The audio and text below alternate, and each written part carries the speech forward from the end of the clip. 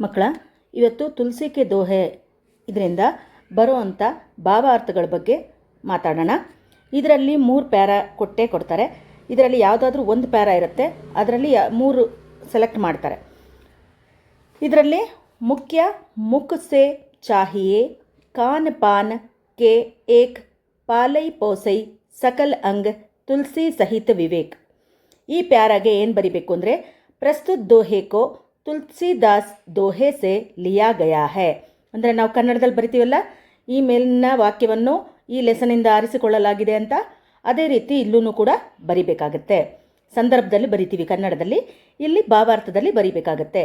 ಮುಖ್ಯ ಮುಖಕ್ಕೆ ಸಮಾನ ಹೈ.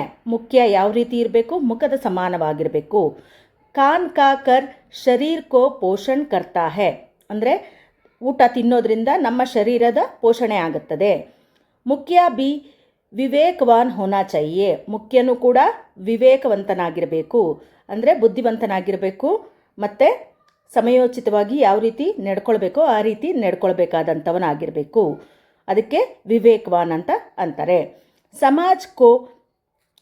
ಸಮಾಜ್ ಕೆ ಸಭಿ ಅಂಗೋ ಕಾ ವಿಕಾಸ್ ಕರೆ. ಅಂದರೆ ಸಮಾಜದ ಪ್ರತಿಯೊಬ್ಬ ವರ್ಗದವರನ್ನೂ ಕೂಡ ವಿಕಾಸದ ಬಗ್ಗೆ, ಅಂದರೆ ಮುಂದುವರಿಯೋದ್ರ ಬಗ್ಗೆ ಅವನು ಗಮನ ಹರಿಸಬೇಕು.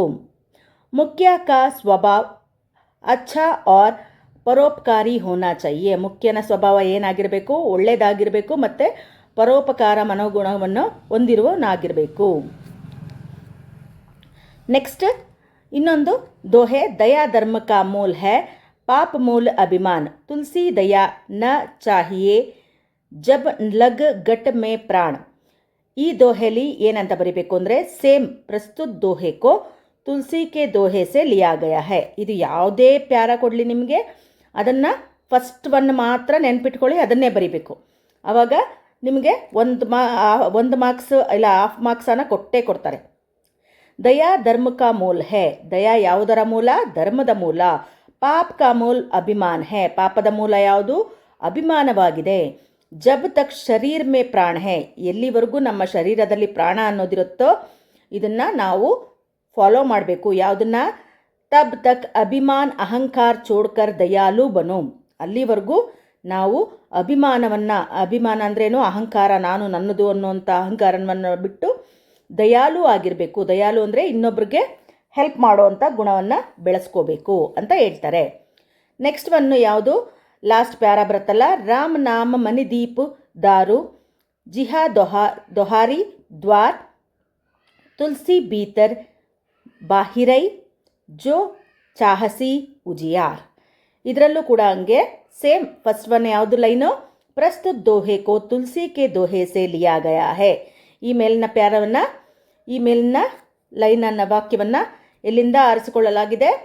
ತುಳಸಿ ದೋಹೆ ಅನ್ನೋದರಲ್ಲಿ ಇಂದ ತಗೊಂಡಿದ್ದೀವಿ ಅಂತ ನಾವು ಮೆನ್ಷನ್ ಮಾಡಬೇಕು. ಯಾವುದೇ ಸ್ಟ್ಯಾನ್ಸಾ ಕೊಡಲಿ ನಿಮಗೆ, ನೀವು ಅದನ್ನು ಫಸ್ಟು ಬರಿಬೇಕಾಗತ್ತೆ. ದೀಪ್ ಸೆ ಅಂದರ್ ಬಹಾರ್ ಪ್ರಕಾಶ್ ಆತಾ ಹೈ. ದೀಪದವನ್ನು ಹೊಸಲಿನ ಮಧ್ಯೆ ಇಟ್ಟಾಗ ಮನೆ ಹೊರಗೂ ಕೂಡ ಪ್ರಕಾಶ ಬರುತ್ತೆ. ಪ್ರಕಾಶ ಅಂದರೆ ಬೆಳಕು. ರಾಮ ನಾಮ ಜಪನೆ ಸೆ ಮಾನವ ಕಾ ಅಂತರಂಗ ಬಹಿರಂಗ ಶುದ್ಧ ಹೋತಾ ಹೈ. ರಾಮನಾಮವನ್ನು ಜಪಿಸೋದ್ರಿಂದ ಮನಸ್ಸಿನ ಅಂತರಂಗ ಶುದ್ಧಿನೂ ಆಗುತ್ತೆ ಮತ್ತು ಬಾಹ್ಯ ಶುದ್ಧಿನೂ ಆಗತ್ತೆ ಅಂತ ಹೇಳ್ತಾ ಇದ್ದಾರೆ. ಯಾರು? ತುಳಸಿದಾಸರು. ರಾಮನಾಮಕ ಗುಣಗಾನ್ ಕಿಯಾ ಹೈ. ಅಂದರೆ ಇದರಲ್ಲಿ ಈ ರೀತಿ ರಾಮನಾಮದ ಗುಣಗಾನವನ್ನು ಮಾಡಿದ್ದಾರೆ. ಯಾರು? ತುಳಸಿದಾಸರು. ನೆನಪಿರಲಿ, ಅವರು ತುಳಸಿದಾಸರು ತುಳಸಿ ದೋಹೆಯಲ್ಲಿ ರಾಮಭಕ್ತಿಯನ್ನು ವರ್ಣನೆ ಮಾಡಿದ್ದಾರೆ ಮತ್ತು ಮನುಷ್ಯರು ಯಾವ ರೀತಿ ಇರಬೇಕು ಅನ್ನೋದನ್ನು ಈ ಪೊಯಮಲ್ಲಿ ಎಕ್ಸ್ಪ್ಲೇನ್ ಮಾಡಿದ್ದಾರೆ. ಈ ರೀತಿ step by step points wise ನೀವು ನೆನ್ಪಿಟ್ಕೊಂಡು ಬರೆಯೋದ್ರಿಂದ ನಿಮಗೆ 3 ಮಾರ್ಕ್ಸ್ ನಿಮ್ಮ ಪಾಕೆಟಲ್ಲಿರುತ್ತೆ.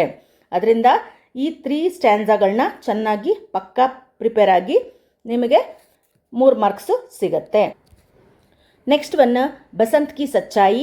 ಇದರಲ್ಲಿ 4 ಮಾರ್ಕ್ಸ್ ಕ್ವಶನ್ ಬಗ್ಗೆ ಎಕ್ಸ್ಪ್ಲೇನ್ ಮಾಡ್ತಾ ಇದ್ದೀನಿ.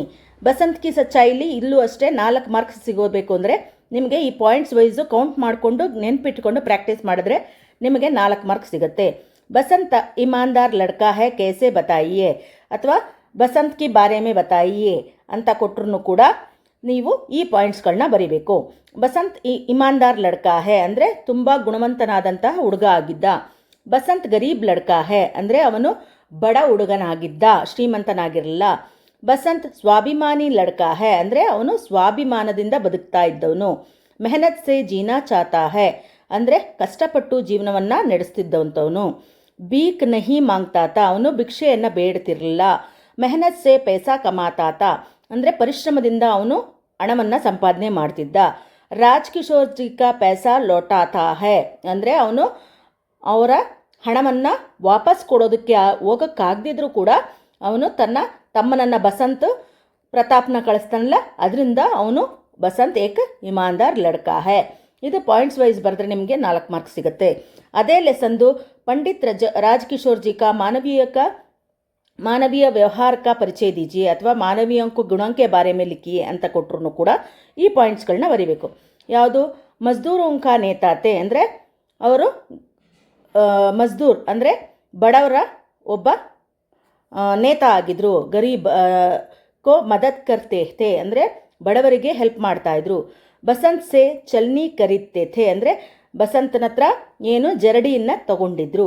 ಬಸಂತ್ ಕಾ ಇಲಾಜ್ ಕರ್ವಾತೆ ಹೇ ಅಂದರೆ ಅವನಿಗೆ ಮೋಟಾರ್ ದುರ್ಘಟನೆಯಲ್ಲಿ ಏನಾಗಿತ್ತು, ಕಾಲು ಕುಚಲ್ ಗಯಾತ. ಕುಚಲ್ ಮೀನ್ಸ್ ಅಪಚ್ಚಿ ಆಗೋಗಿತ್ತು, ಕಾಲು ಜಜ್ಜಿಗುಜ್ಜಿ ಆಗಿತ್ತು. ಅದರಿಂದ ಅವನಿಗೆ ಏನು ಮಾಡಿದ್ರು, ಇಲಾಜ್ ಅಂದರೆ ಟ್ರೀಟ್ಮೆಂಟ್ ಕೊಡಿಸಿದ್ರು. ಮಾನವತಾಕ್ಕೆ ಸಾಕಾರ ಮೂರ್ತಿತೆ ಅಂದರೆ ಮಾನವನಾಗಿ ಹುಟ್ಟಿದ ಮೇಲೆ ಅವರು ಇನ್ನೊಬ್ಬರಿಗೆ ಹೆಲ್ಪ್ ಮಾಡುವಂಥ ಗುಣಗಳನ್ನ ಅಳವಡಿಸ್ಕೊಂಡಿದ್ರು. ಅದರಿಂದ ಮಾನವತಾಕ ಸಾಕಾರ ಮೂರ್ತಿ ಅಂತ ಹೇಳ್ತಾರೆ. ಪರೋಪಕಾರ ವ್ಯಕ್ತಿತೆ ಅಂದರೆ ಪರೋಪಕಾರದ ವ್ಯಕ್ತಿತ್ವವನ್ನು ಹೊಂದಿದ್ದರು ಅಂತ ಅರ್ಥ. ಈ ಥರ ಪಾಯಿಂಟ್ಸ್ ವೈಸ್ ನೀವು ಬರೆಯೋದ್ರಿಂದ ಇದರಲ್ಲಿ ನಿಮಗೆ 4 ಮಾರ್ಕ್ಸ್ ಸಿಗುತ್ತೆ. 3 ಮಾರ್ಕ್ಸ್ ಕ್ವಶನ್ಸು ಒಂದಾಯಿತು, ಒಂದು ಟಾಪಿಕ್ನ ಕವರ್ ಮಾಡಿದ್ದೀವಿ. ಜೊತೆಗೆ 4 ಮಾರ್ಕ್ಸ್ ಕ್ವಶನ್ನು ಇದು ಕಂಪಲ್ಸರಿ ಬಂದೇ ಬರುವಂಥ ಒಂದು ಕ್ವಶನ್ಸ್ಗಳಾಗಿರುತ್ತೆ. ಇದನ್ನು ಪ್ರಿಪೇರ್ ಆದರೆ ನೀವು 7 ಮಾರ್ಕ್ಸ್ ನಿಮ್ಮ ಪಾಕೆಟಲ್ಲಿ ಸಿಗುತ್ತೆ.